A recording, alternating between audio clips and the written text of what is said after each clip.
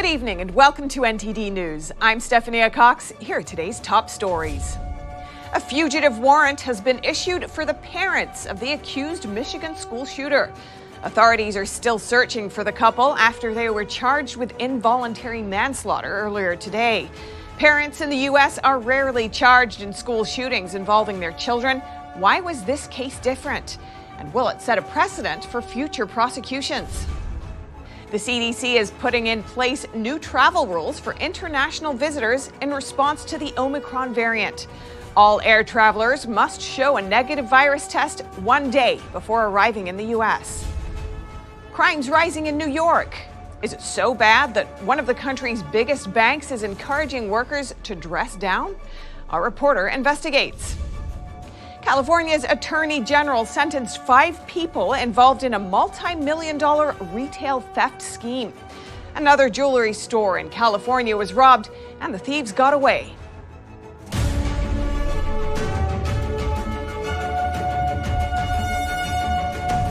A fugitive warrant has been issued for the parents of the accused Michigan high school shooter.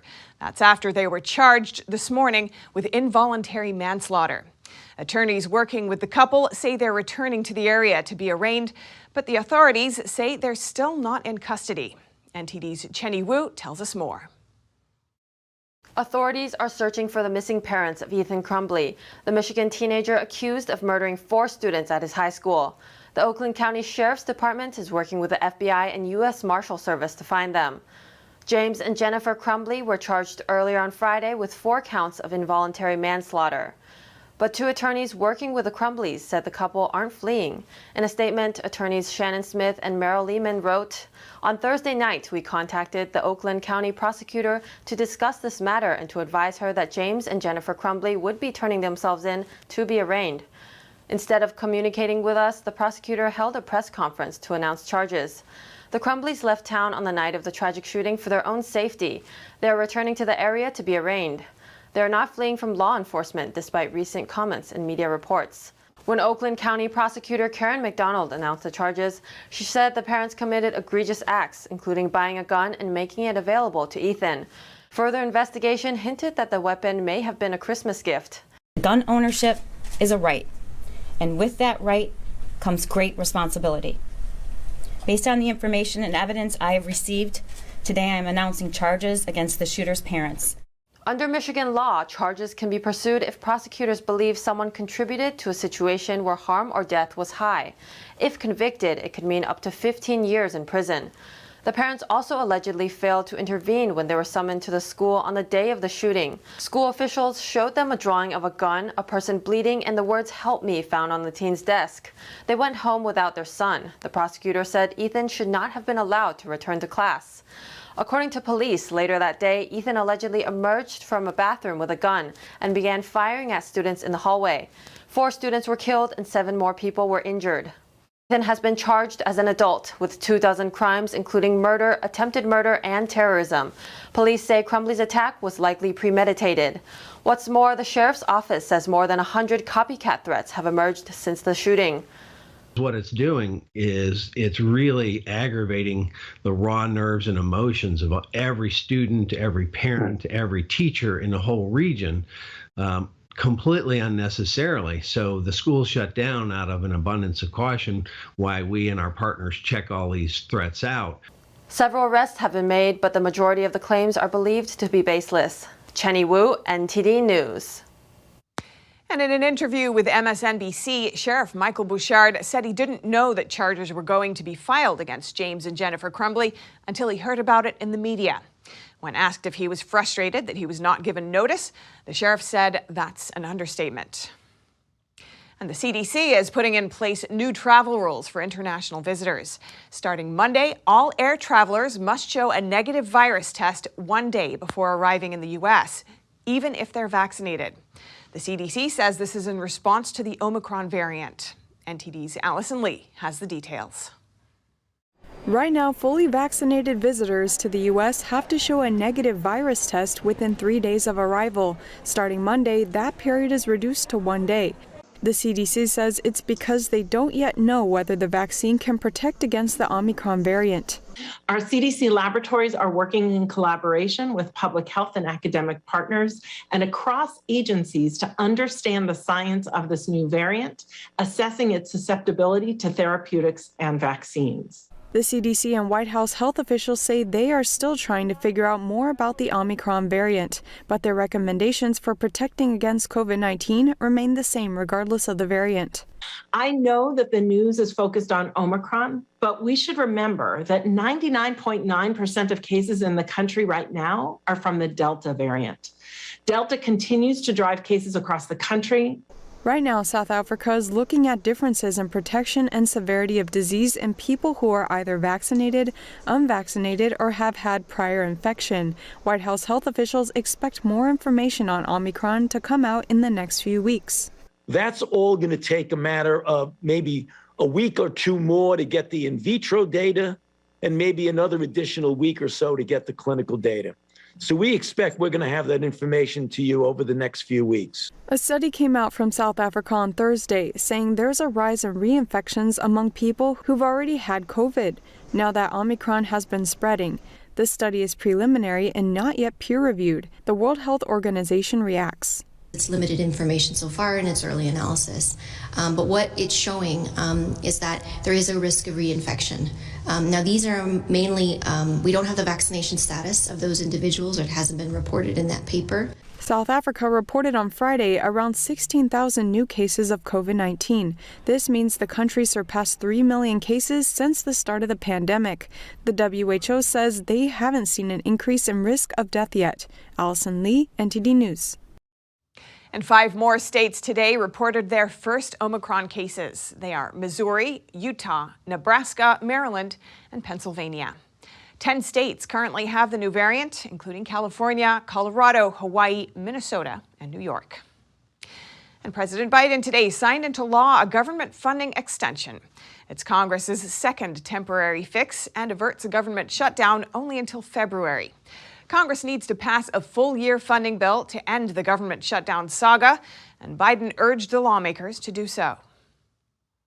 And I want to urge Congress to use the time this bill provides to work toward a bipartisan agreement on a full-year funding bill that makes the needed investments in our economy and our people, from public health to education to national security.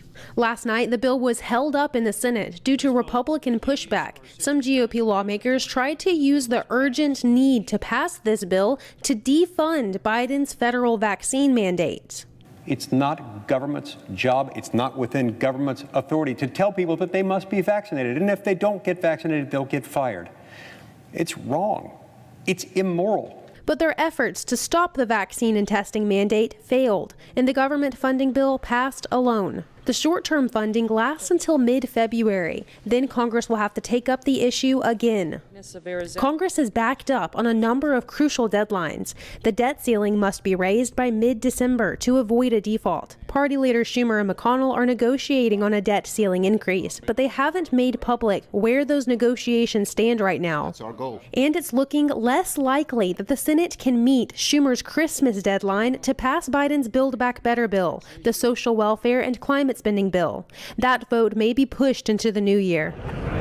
Another urgent deadline, the National Defense Bill to fund the Pentagon, is still stalled. Senator Marco Rubio wanted to add an amendment to ban imports from the Xinjiang region, an area where forced labor and genocide of religious and ethnic minorities is happening.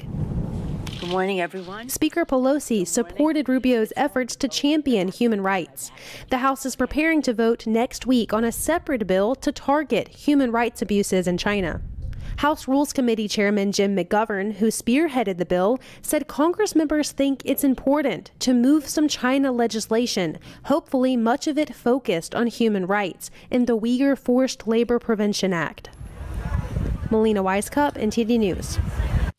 A recount in one Virginia district reaffirms Republicans' majority in the state House. This means the GOP flipped the Virginia State House and all 3 statewide offices in last month's election. The certified results of the election show Republicans won 52 districts and Democrats won 48 districts.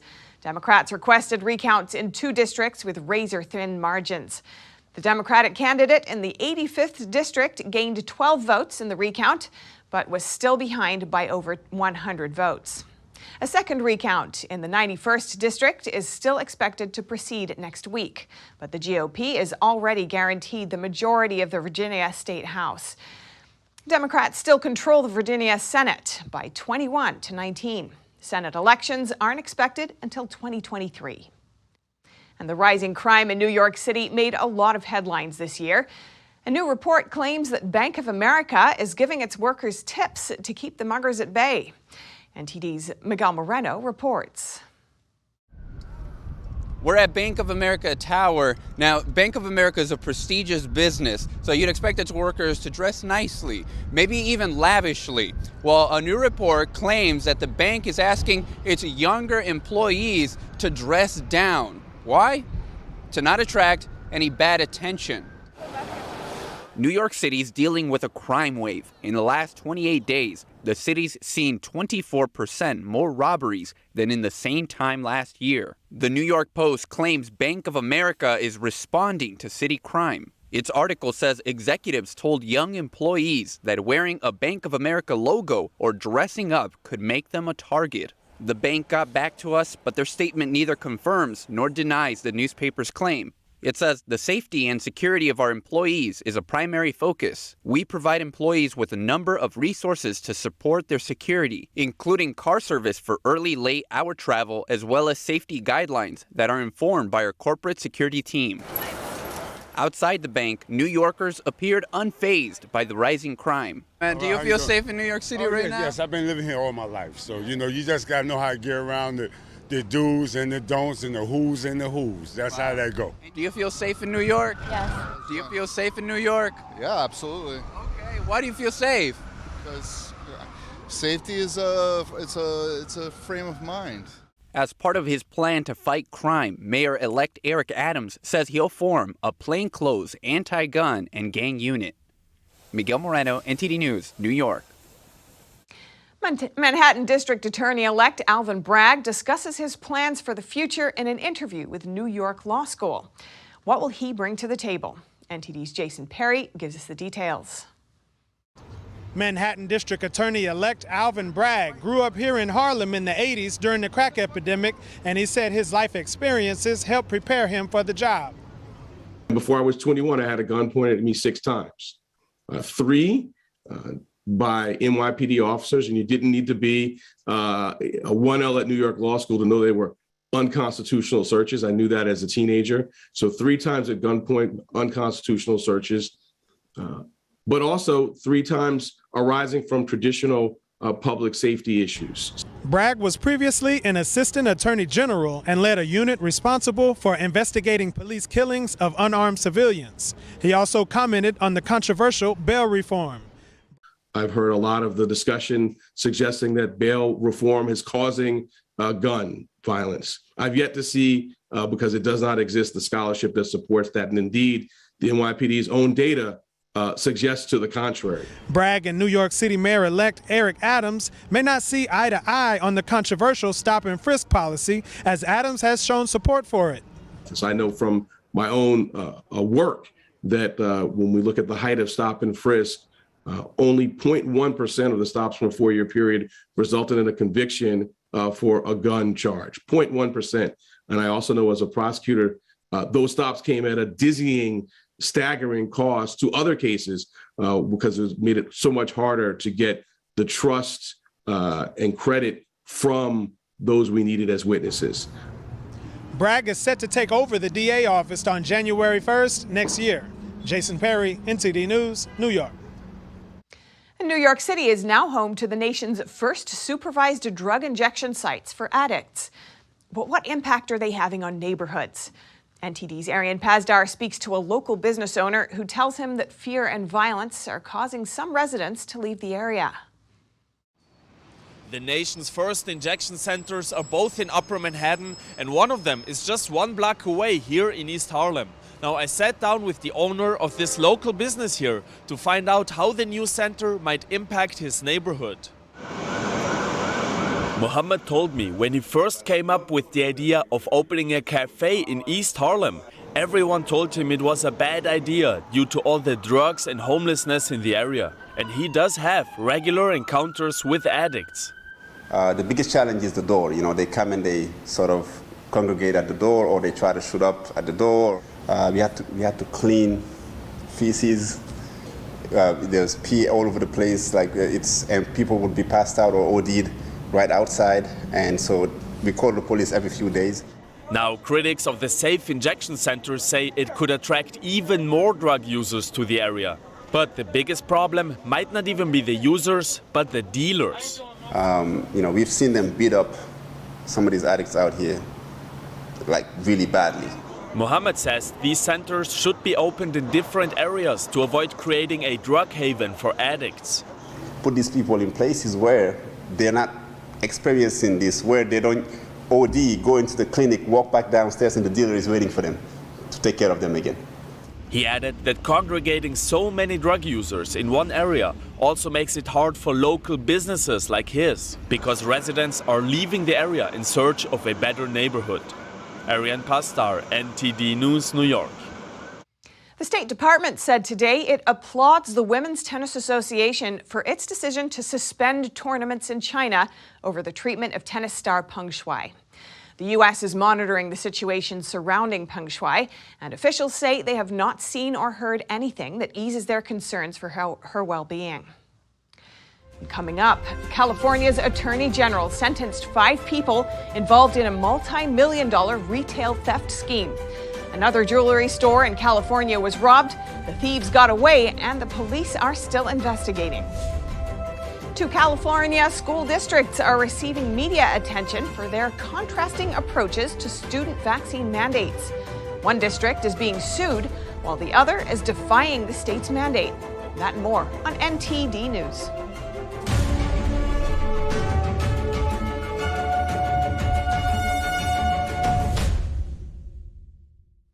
The California Attorney General announced the sentencing of 5 individuals involved in organized retail crime. NTD's Eileen Ang spoke with a jewelry store owner, the victim of the most recent crime. I'm here this morning to announce the sentencing of multiple individuals involved in what we believe to be one of the largest retail theft busts in California history. In a press conference on Friday, California Attorney General Rob Bonta announced the sentencing of 5 defendants who pled guilty to a multi-million-dollar theft scheme targeting Bay Area retailers. The lead defendant, Danny Luis Drago, is scheduled to be sentenced to 6 years in state prison early next year.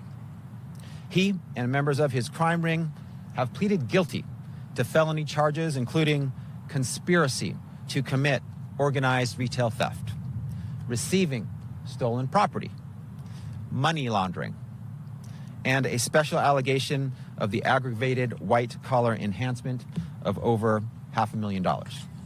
Bonta believes they have arrested the main organizers of organized retail crime in the Bay Area. He said this sentencing will serve as a warning to those who plan to participate in organized retail theft. On Thursday, a jewelry store in San Jose was another victim of smash and grab. 5 suspects entered quick service jewelry repair in Eastridge Mall with hammers and smashed the display glass. They got away with several items.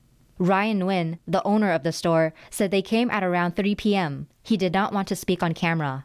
I was staying in there, and then, I was screaming for help, and I'll call them to get out. He chased the suspects outside and tried to get the license plate number. Nguyen told me the suspects took the jewelry and left within 20 seconds. He estimates a loss of about $80,000. He has cuts on his hands from the glass during the process. No one was seriously injured. Nguyen said they may need to close for a few days to repair the display glass. I was here yesterday at the mall, and then I was reading the news last night, and I heard about it, and it's really upsetting. It's really upsetting that people are going around and doing this and hurting small businesses. Nguyen has worked there for 22 years. The jewelry store is his main source of income. The San Jose police are still investigating. Eileen Ang, NTD News, California. A California school district is being sued for its student vaccine policies. However, another school district in the same county recently received media attention for a decision that defies the state's student vaccine mandate. We hear more from NTD's Cynthia Kai. San Diego County's San Diego Unified School District is being sued over its own student vaccine mandate, created in addition to the statewide mandate. The school district plans to enroll unvaccinated students aged 16 and up in independent study on January 24, 2022. What we're arguing is that this mandate is unlawful, and we're hoping to end that for all students. The initiative, Let Them Choose, filed a lawsuit against the school district back in October. The San Diego County Superior Court recently granted a full hearing set for December 20th. McKeeman explained that if a writ of mandate is granted at the hearing, the SDU-SD student vaccine mandate would then be invalidated. However, a different school district in the same county developed a workaround plan to allow in-person instruction to continue for unvaccinated students. Alpine Union School District Superintendent Rich Newman announced the creation of Alpine Choice Academy in a letter to parents on November 22nd. Let Them Choose, as we understand it, what they're trying to do is make an opportunity for, if this goes all the way to the state implementing a mandate and the possibility of if the state legislator were to take personal belief exemptions out of the picture, they want students to still have an option to attend in-person education. The school would serve at an off-campus location students who choose to remain unvaccinated. Newman told the Washington Post that the plan is believed to be a first of its kind to work around the state's mandate, adding that it's not a political statement, but reflects its moral responsibility to provide in-person learning when safe and possible. California's statewide student mandate requires all students to be vaccinated by July 2022 to continue in-person learning. NTD reached out to both school districts and the governor's office, but did not hear back by airtime. Cynthia Kai, NTD News, California. A man who attacked a senior citizen in San Francisco returned to court on Thursday. He was previously released from jail after 7 months due to mental health issues. Some of the following footage may be disturbing. 24-year-old Eric Ramos Hernandez returned to court in San Francisco on Thursday after being released from jail on a mental health diversion, according to ABC7. Hernandez attacked an 84-year-old man in February 2020. The victim, Ron Shin Liao, suffered injuries including a blood clot in his skull. Ron was waiting in a seated walker at a bus station. Hernandez returned to court on a trespassing charge. The DA's office requested that the court terminate the mental health diversion. Demonstrators gathered at San Francisco's Hall of Justice in protest of Hernandez's release. And staying in California, in lighter news, the Toys for Tots program was started in 1947 by the U.S. Marine Corps to deliver toys to kids. Since then, over 600 million toys have been distributed. A police department in Northern California joined the effort to collect toys for the program. And NTD's David Lamb was at the toy drive. Despite being a foggy Friday morning, members from California's Danville Police Department warmly greeted toy donors from their area for their Fill the Cruiser event. Really, this is the easy part. The heavy lifting is done by the Marine Corps. They're the ones that organize all of this stuff. They sort the toys, they deliver them to the communities. We're more than happy to do this. I also happen to have a son who is in active duty in the Marines, so this holds near and dear to me. This organization, I definitely want to help and help the children in need.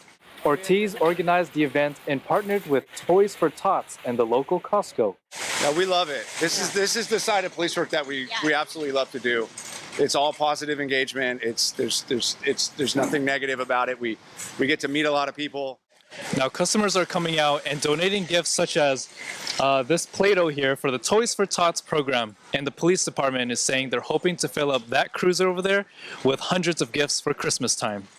I mean, hey, we can call for backup. We do. I want to fill our cruiser with as many toys and books that we can and provide them to children in need, and we're excited. Yes, very excited. I dropped a doll and clothing for a little girl, and then for a boy, it was cars and trucks and a little kit to make a road. The first donor came early before the toy drive officially started. I want the kids to feel excited and happy and that they're loved and cared for. I realize not every child in the community is able to get presents, so I think that this is a fun way for the community to all pull together and do something nice for all the children. I just hope that they have a healthy Christmas and going into the new year, their families, and that things get better for their families.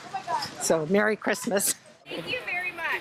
One of the police volunteers says that seeing kids smile as they open gifts on Christmas Day is well worth it. The organizer said they'll be back next week as well.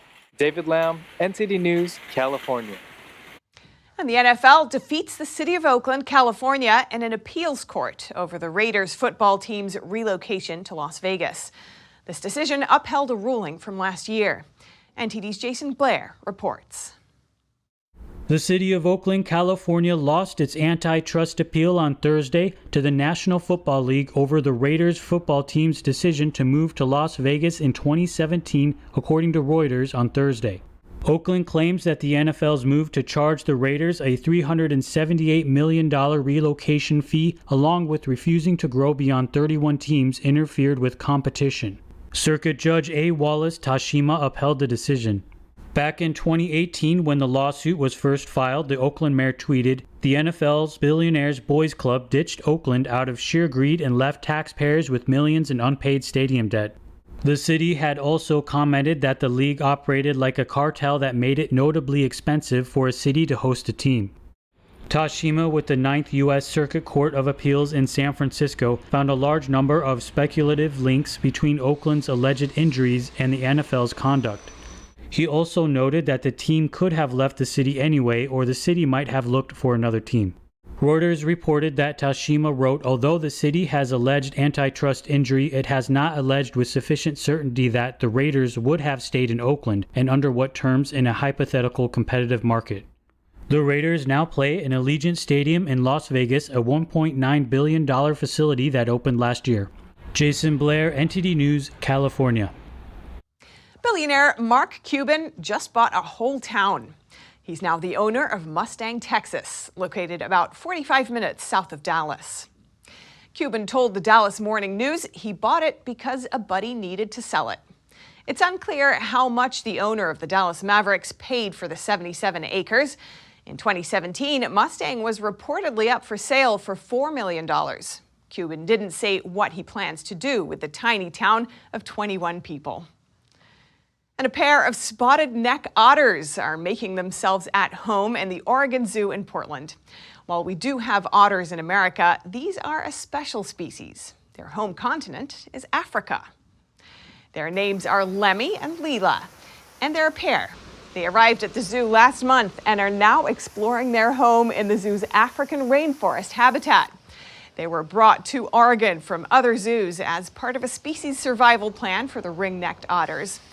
The species is listed as near threatened in Africa due to loss of habitat and invasive species.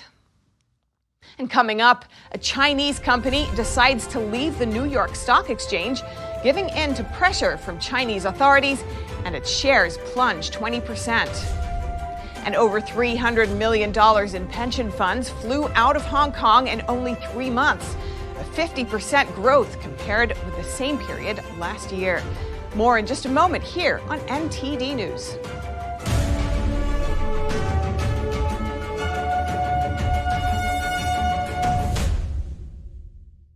Hello, I'm Mike Lindell. Cancel culture has not only affected myself and my pillow, but millions of you out there.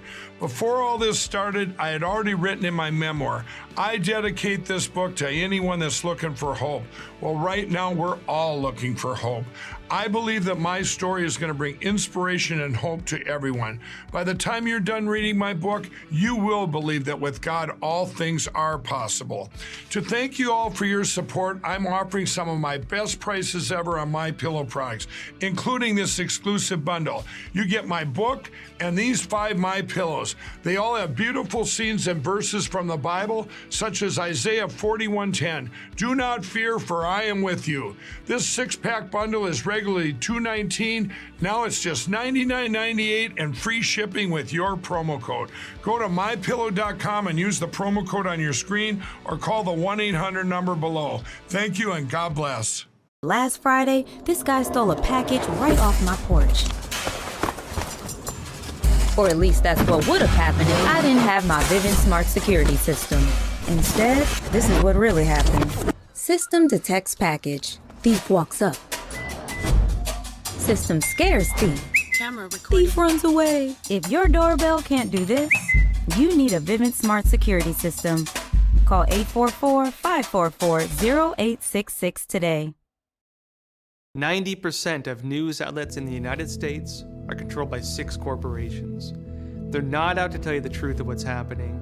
They're out to tell you the picture of the world that they represent.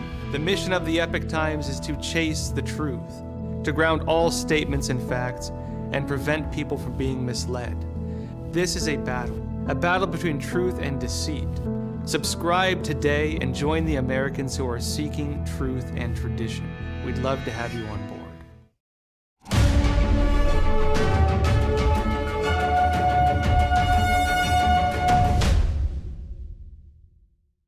Chinese ride-hailing giant DiDi will be delisting from the New York Stock Exchange. The company's shares plunged by 20% since the announcement today. It's a result of the company giving in to pressure from Chinese regulators worried about data security. The company will instead seek a listing in Hong Kong. DiDi was already facing heat from Beijing when it decided to push ahead with its $4.4 billion IPO back in June, despite being asked to put those plans on hold. That's as authorities were investigating the company's data practices. Regulators later ordered app stores to delete 25 mobile apps run by DiDi and told the company to stop registering new users over concerns around national security. Sources, however, have told Reuters that DiDi is preparing to relaunch the apps by year's end, in anticipation of the probe wrapping up by then. DiDi shares were down over 40% on Thursday since its listing. The firm's latest move sent jitters across global markets, sparking worries over the broader impact on US-China tensions as Beijing continues its wider crackdown on big tech. And pressure on Chinese companies isn't only coming from the Chinese authorities, but also from American stock market regulators. On Thursday, the U.S. Securities and Exchange Commission finalized rules asking foreign companies listed in the U.S. to hand in audit books and declare whether they're owned or controlled by any foreign government. But Chinese regulators had always denied such requests. A CEO of a Hong Kong fund management company says for Chinese companies listed in the U.S., it's like walking on eggshells trying to please both sides. He added, delisting makes things simpler. And Hong Kong sees growing emigration, and departing residents are taking a huge amount of money with them. In the third quarter, the funds withdrawn from Hong Kong citizens' mandatory pension accounts rose by 50% compared with last year. Here's more. More people seem to be leaving Hong Kong than before, and they are taking quite a bit of wealth. Hong Kong residents leaving the city for good withdrew over $300 million from their mandatory pension accounts in the third quarter, within a mere 3 months. That's an increase of over 50% from a year earlier. The Mandatory Provident Fund is a major pension fund in Hong Kong. Most employees and employers are required to pay into it monthly. Over 9,000 claims were made during the third quarter.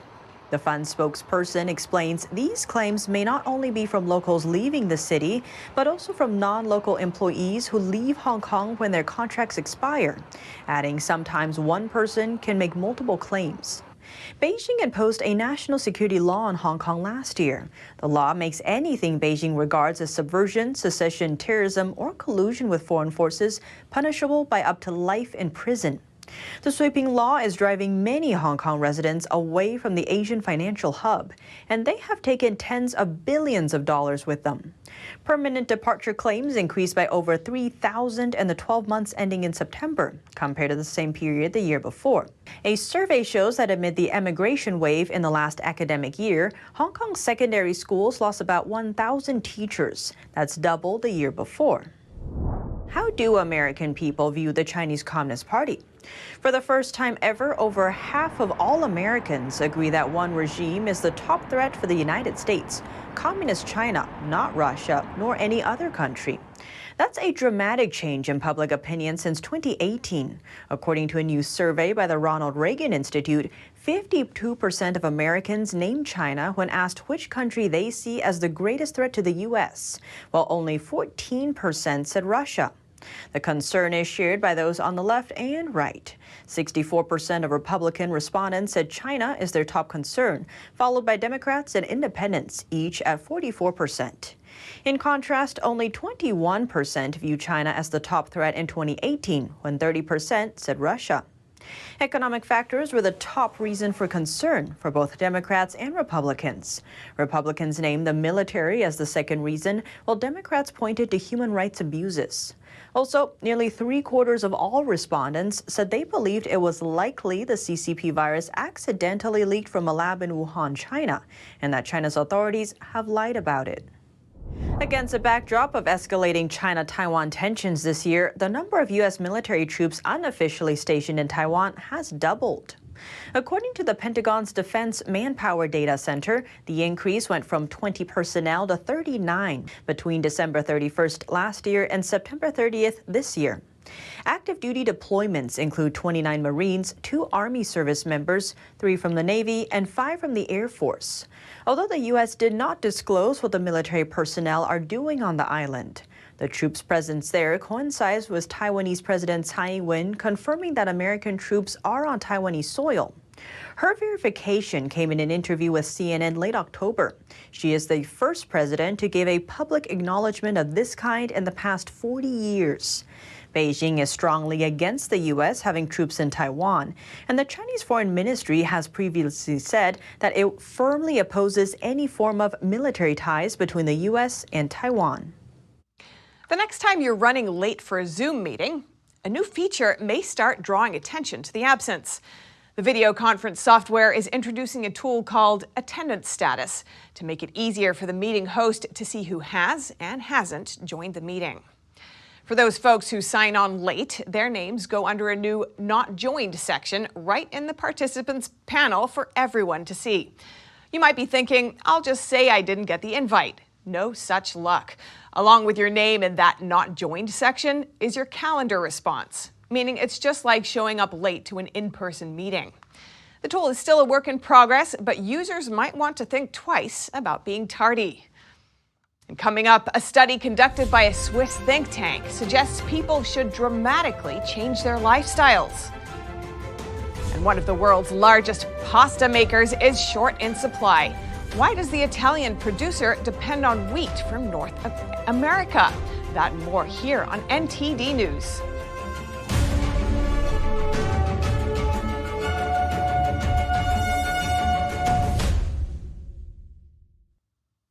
Swiss investment bank Credit Suisse is suggesting drastic changes to your lifestyle in order to reach carbon neutrality. But a French economist warns that green agenda is going to create a collectivized society and give the government more control over people's lives. NTD correspondent David Vives has the story. Shower 3 times per week. Use the washing machine 2 times per week and eat no more than a half pound of chicken per week. Buy no more than 2 new pairs of jeans each year. According to Credit Suisse, that's how your future lifestyle will look like in order to achieve carbon neutrality and reach the goals of the Paris Climate Accord.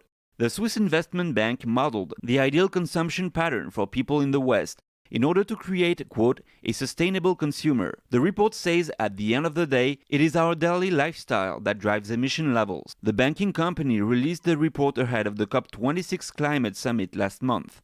French economist and think tank founder Jean-Philippe Dersol says calculating people's carbon emissions seems to be part of the green agenda. Following this trend, there are politicians who want to save the world and look good. So they follow some scientists saying we should kill our way of life to save the world. World's leaders reaffirmed the Paris Climate Accord during COP26. They also reached a new agreement, the Glasgow Climate Pact, to keep global temperature rises within 1.5 degrees Celsius. Some scientists say that's required to prevent a climate catastrophe. The pact acknowledged the concept of climate justice. Del Sol says the green agenda is as political as it can get. To me, it seems this fight to quell climate change comes from those who want Marxism to revive. We see that Marxism has failed everywhere, but they want to get it back. The goal here is to have an entirely collectivized society. What these politicians say, the only way for us to survive is for citizens to give their government all the means and power. More specifically, this means new taxes, new sets of rules. More than 3 United Nations experts on Friday endorsed what they call an urgent call to move from promises to action on the Glasgow Climate Pact. David Vives, NTD News. And going to Italy, pasta lovers may recognize Di Cecco, the third biggest pasta producer worldwide. But a key ingredient in their production is facing supply shortages and price hikes after extreme weather events. Export prices for durum wheat have almost doubled since the summer, leaving Di Cecco concerned. NTD's David English brings us this report. Di Cecco is the world's third largest pasta producer. At their factory in eastern Italy, around 300 tons of pasta is produced every day. Their pasta uses durum wheat. 2/3 of the world's supplies come from Canada. Extreme heat and drought are expected to cut Canada's output to nearly 50% below 2020 levels. This has sent durum prices to 13-year highs, leaving Di Cecco concerned. Well, actually, it has been quite difficult, especially at the beginning, because, of course, traders were just getting a position of waiting to see if what was going on in terms of price and increases were close to finish or keeping going. And so far, it's keeping going. Di Cecco is known by millions all over the world. Founded in a small village in the mountains of Abruzzo in 1886, it's still there 135 years later. Their pasta is produced using old craft traditions and drying methods that bypass limitations imposed by weather conditions. Di Cecco uses premium durum wheat, specifically chosen to make the pasta al dente. Competition for the best grains and low forecasts for Italy's domestic durum crop add to the difficulties. It has been hard because, of course, all pasta makers tends to get products on the market, so the demand it has been quite high, especially for a very niche of production, which is the premium grain, which actually Di Cecco requires to produce a premium pasta. Canada's output whittled just as world durum stocks were already at a 6-year low. Several crops have seen prices jump this year due to harvest setbacks and mounting supply chain costs. But tensions in durum wheat have been particularly intense, with export prices almost doubling since June. David English, NTD News. For the first time in its almost 280-year history, auction house Sotheby's will top $1 billion in sales. And this is not an isolated case, as sales of luxury items continue to grow. NTD's Evelyn Lee has more. Sotheby's predicts that global sales of luxury items will top $1 billion for the first time this year. That's not only a first for the 277-year-old company, but also a record for any auction house. And this is not an isolated phenomenon. eBay is witnessing a similar trend.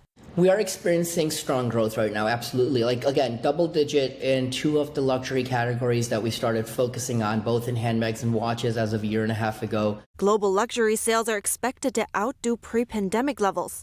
The largest players like LVMH and Hermes have already made a strong recovery. And Sotheby's has auctioned off almost $1 billion in luxury items, up 50% from all of last year. So what's driving this growth? People found the convenience of online. People found that, hey, you can find cool, rare, unique items online that you can't offline. So that's a huge part of driving growth. That's not the only reason. According to Sotheby's, auction participants under the age of 40 have increased by 1/3. And Kamdar agrees that millennials and Gen Zers are the key drivers of this growth. For them, sustainability is a strong preference, and they often turn to pre-owned products. That means buying resale is also becoming more mainstream. It's not only the primary market that's growing to hit over that $1+ billion for the first time this year, it's also the secondary market, and that pre-owned market is a huge catalyst for this overall growth. And luxury categories are expanding as well. Next to jewelry and watches, now sneakers, handbags, and whiskey are added to the mix. This year reportedly saw record sales in the US and in Asia. And the number of bidders has doubled compared to 5 years ago. Evelyn Lee, NTD News. Just ahead, this Christmas tree in London is an annual gift from Norway, but it doesn't seem to be very well received this year. Some are criticizing it for being bare and asymmetrical. And Great Britain is ready for Christmas. One of London's most famous sites is gearing up for the holidays. That and more here on NTD News.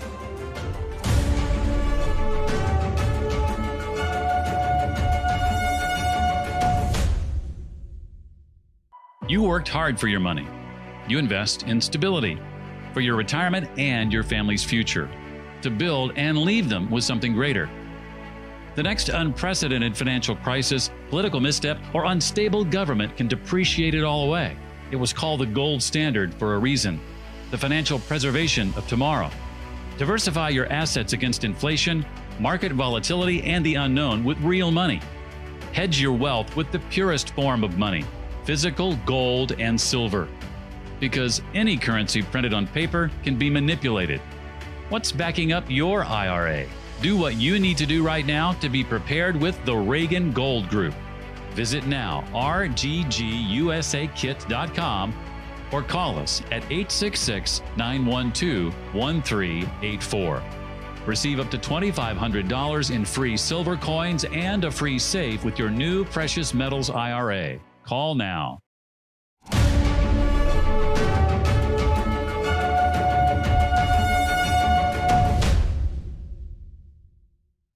Every year, Norway sends a Christmas tree to London, thanking Britain for its support during World War II. But this year's Christmas tree gift seems to be disappointing some London residents. Let's take a look. The Christmas tree on London's Trafalgar Square is Norway's annual gift to the UK. But some residents are feeling underwhelmed. It looks like it's slightly leaning to one side, just slightly. Do you feel that? Yeah. And I just feel it's not full enough. It looks a bit sparse. Footage and photographs show the tree has some broken branches. One side appears to have less growth than the other, though it was unclear when the damage was done. Looks like last year's tree. A little bit miserable, I'd say. It's a little bit miserable. The tree drew feedback on Twitter. Some users called it threadbare or half dead, but not everyone agreed. It's beautiful, but it'd be nice to see it at night time. It's a lovely tree. It's a lovely tree. It's all that counts. Criticism of the tree drew a diplomatic response from Norway. The mayor of Oslo said, "This is a love tree and it means a lot to us to give it to Londoners." Though it started as a thank you to the British people for their help during World War II, it is now as much about friendship, solidarity, hope for the future, and peace. She added that the tree symbolizes this, and she hopes that when the lights are turned on, the symbolic message behind the gift is what people have in mind. The Lord Mayor of Westminster also said in a statement that he knows once it is lit, the tree will, as ever, play its role in making Westminster an even more beautiful place to visit at Christmas. And the Tower of London is ready for Christmas with nearly 50 Christmas trees scattered across the royal site.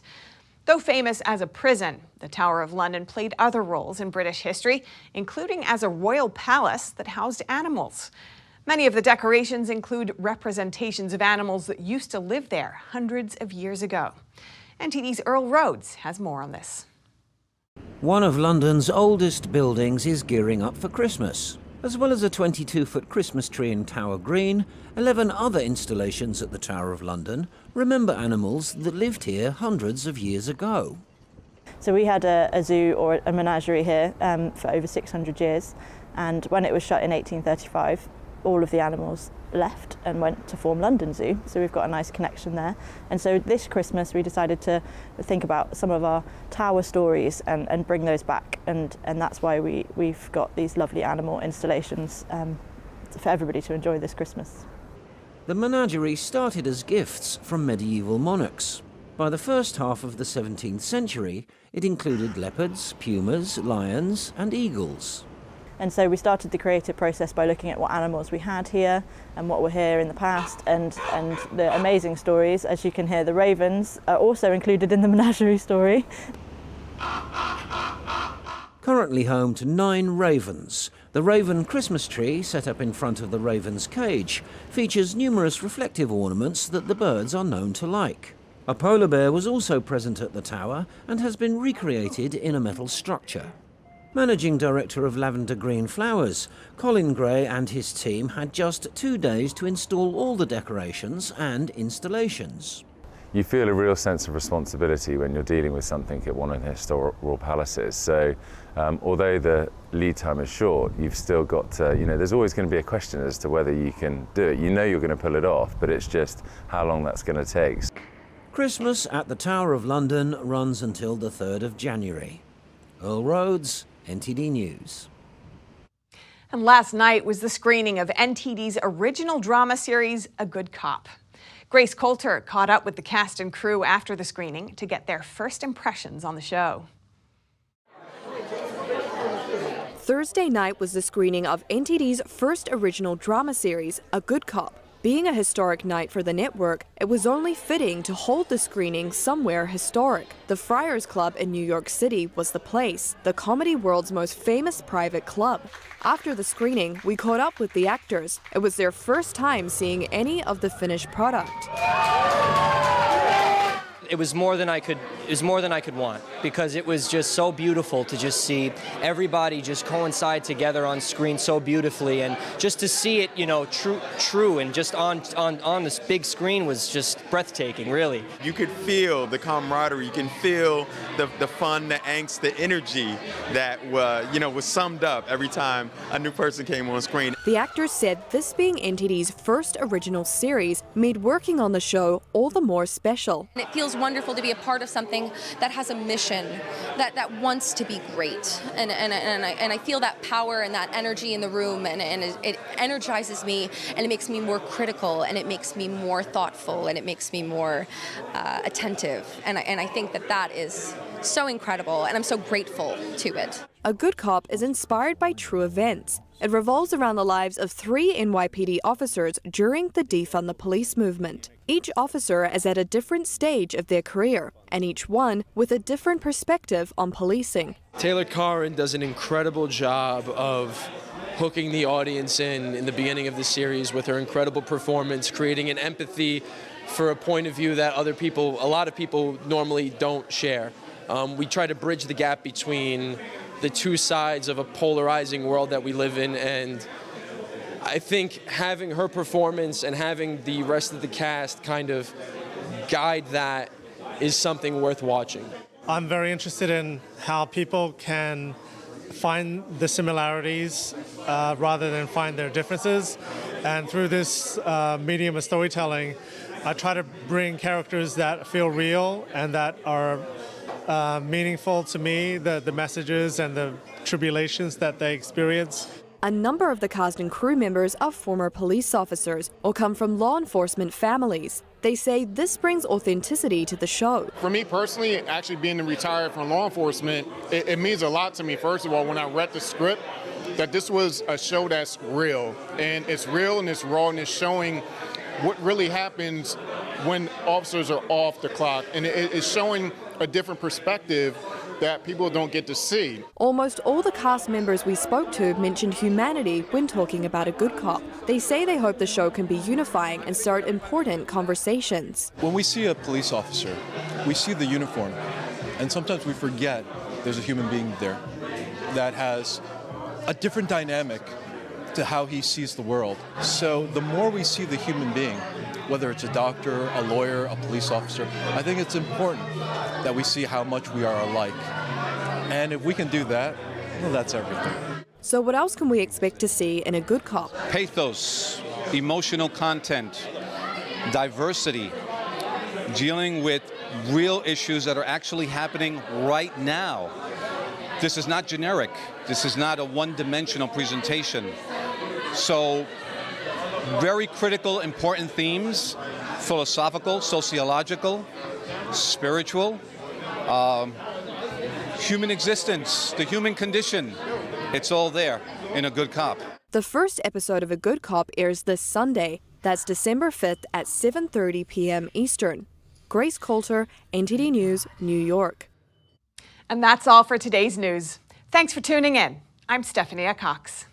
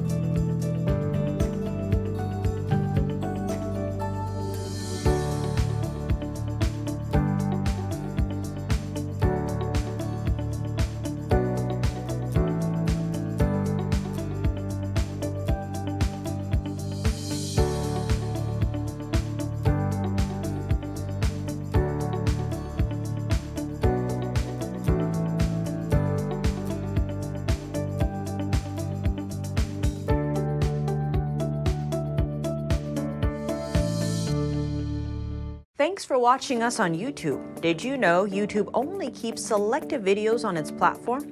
So if you want to make sure you get the full picture, just subscribe to our newsletter. Go to newsletter.ntd.com and sign up. It's free.